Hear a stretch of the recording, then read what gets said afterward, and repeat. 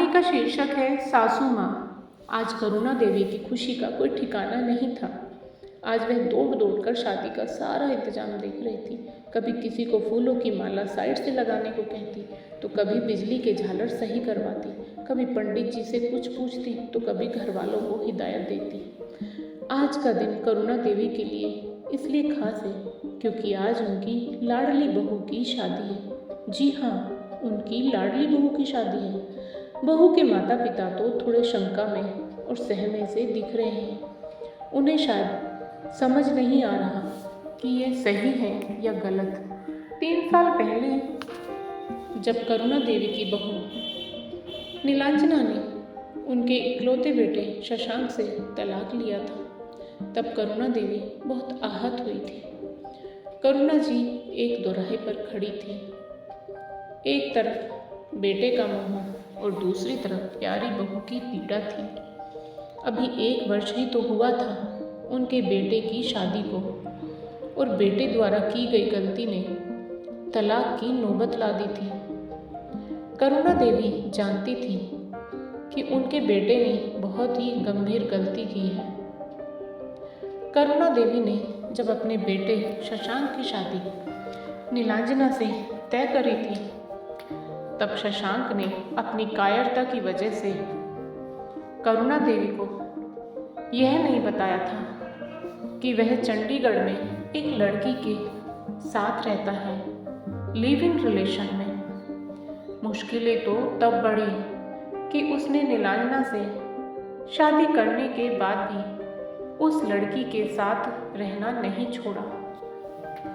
ये बात शायद करुणा देवी को कभी पता ही नहीं चलती अगर उस दिन नीलांजना बिना बताए चंडीगढ़ ना गई होती शशांक के पास। जब नीलांजना वहां पहुंची तो उसके 2 पैरों तले से जमीन खिसक गई जब उसने शशांक के साथ उस लड़की संजना को देखा। बहुत झगड़ा हुआ नीलांजना और शशांक में उस दिन। नीलांजना रोते हुए घर वापस आई थी क्योंकि शशांक ने स्पष्ट बोल दिया था नीलांजना से कि वह संजना से प्यार करता है और उसे वह कभी नहीं छोड़ सकता है। अंततः नीलांजना और शशांक का तलाक हो गया।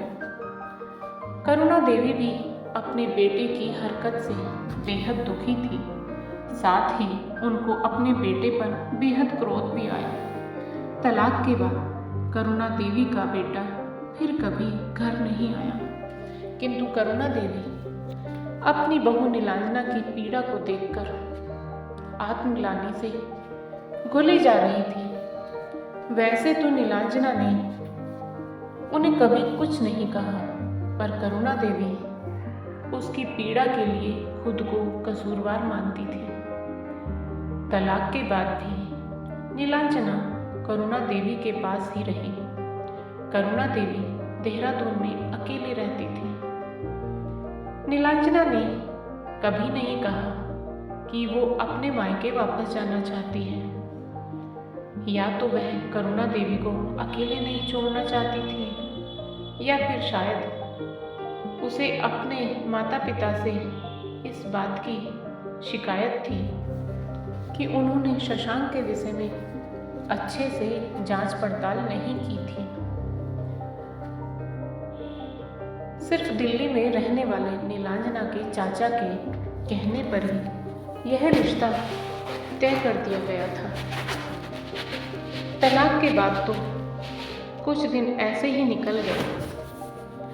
करुणा देवी और नीलांजना दोनों ही अपनी अपनी तकलीफ में धीरे धीरे घुलते जा रहे थे। करुणा देवी ने नीलांजना को पल पल पीड़ा में घुलते देखकर खुद को संभाला और सोचा, अब ऐसे नहीं चलेगा। मेरा क्या है, कुछ दिनों की मेहमान हूँ, पर नीलांजना, उसका क्या? उसकी तो पूरी जिंदगी पड़ी है। उसके माता पिता के प्रयास को नीलांजना सिरे से नकार देती है। ऐसे में अब मुझे ही कुछ सोचना होगा। करुणा देवी अब नीलांजना को साथ लेकर मार्केट, मॉल आदि जाने लगी। कभी साथ साथ नई लगी फिल्म देखने जाती तो कभी साथ में कीर्तन संध्या चली जाती। अब करुणा देवी ने उसे नौकरी फिर से शुरू करने को भी प्रेरित किया। 2-3 महीने में ही नीलांजना को वहीं देहरादून में अच्छी नौकरी मिल गई। अब नीलांजना अपने दुखों से बाहर आने लगी थी, लोगों के साथ थोड़ा हंसने बोलने लगी थी। एक दिन करुणा देवी ने मौका देखकर नीलांजना को दूसरी शादी के लिए टटोला। नीलांजना ने कुछ कहा तो नहीं, पर उठकर चली गई। करुणा देवी ने हार नहीं मानी। मौका देखकर समय समय पर नीलांजना को समझाती रही और उसे आगे की जिंदगी के लिए सोचने को विवश करती रही। करुणा देवी की मेहनत आखिरकार रंग लाई। नीलांजना फिर से शादी के लिए थोड़ी नर्म हुई और अपना पक्ष रखना शुरू किया। धीरे धीरे बातचीत और थोड़े वाद विवाद के बाद नीलांजना शादी के लिए राजी हो गई। करुणा देवी के लिए अब सबसे कठिन काम था एक अच्छे लड़के की तलाश। पहले तो करुणा देवी ने नीलांजना से पूछा कि कोई उसकी नज़र में हो तो बता दे ताकि बात आगे बढ़ाई जाए। इस पर नीलांजना ने मना कर दिया और कहा, मैं तो अब किसी भी पुरुष को देखती ही नहीं हूँ, सो ढूंढने का काम आप ही करें। पर हाँ, बात पक्की होने से पहले मैं उससे मिलना जरूर चाहूँगी। करुणा देवी कमर कसकर एक अच्छे लड़के की तलाश में जुट गई। कई परिवारों से मिली, भावी दूल्हे से मिली, उसके ऑफिस गई, उसके दोस्तों पड़ोसियों से मिली। जितनी जानकारी इकट्ठा हो सकती थी जमा करने लगी। अंततः करुणा देवी को कपिल के रूप में उनके पसंद का रिश्ता मिल ही गया।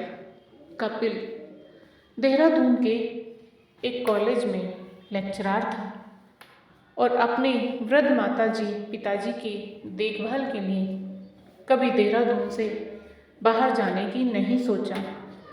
आज भी उसे अच्छी कंपनियों से प्रस्ताव मिलते रहते हैं, पर वह अपने माँ पिताजी को छोड़कर कहीं बाहर जाने की सोच भी नहीं सकता। दोनों परिवारों के मिलने के बाद अब समय था नीलांजना और कपिल के मिलने का। दोनों की मुलाकात एक रेस्टोरेंट में हुई। सब औपचारिकता पूरी होते ही नीलांजना ने सबसे पहले कपिल को अपने और शशांक के रिश्ते के बारे में बताया। नीलांजना इस नए रिश्ते को पूरी सच्चाई के साथ शुरू करना चाहती थी। इस पर कपिल ने कहा, माताजी ने मुझे इस बारे में सब कुछ विस्तार से बताया है और यह बताया है कि उनका बेटा शशांक तो उन्हें फ़ोन भी नहीं करता, मिलना तो दूर की बात है। आप शशांक से अलग होने पर भी माताजी के साथ ही रहती हैं और माताजी आपको अपना मजबूत सहारा मानती हैं।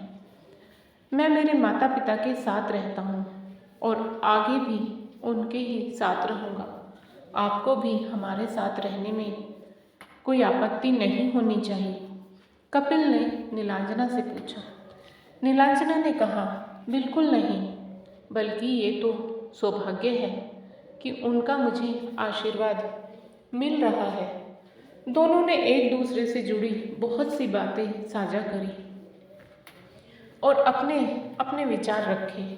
कपिल और नीलांजना की सहमति के बाद करुणा देवी ने सारी बात नीलांजना के माता पिता को बताई और उनकी रजामंदी के बाद शादी की तारीख पक्की कर दी।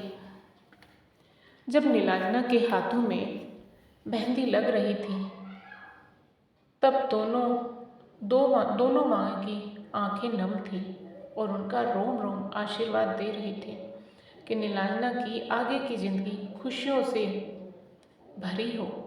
जितनी पीड़ा उसने आज तक सही है वे कभी पलट कर ना आए। कपिल के रूप में उसे ऐसा जीवन साथी मिला जिसने हर पल हर कदम पर उसका साथ देने का वादा किया। आज शादी के दिन नीलांजना की नज़र अपनी पूर्व सासू माँ करुणा देवी से हट ही नहीं रही थी। वो जहाँ जाती नीलांजना की कृतज्ञ आंखें उन्हें निहार रही होती। करुणा देवी ने सास होने की परिभाषा को ही बदल दिया था। जो गलतियाँ उनके बेटे या उनसे हुई थी उन्हें सुधारते हुए करुणा देवी को आत्मसंतोष की अनुभूति हो रही थी जो उनके चेहरे पर साफ झलक रही थी।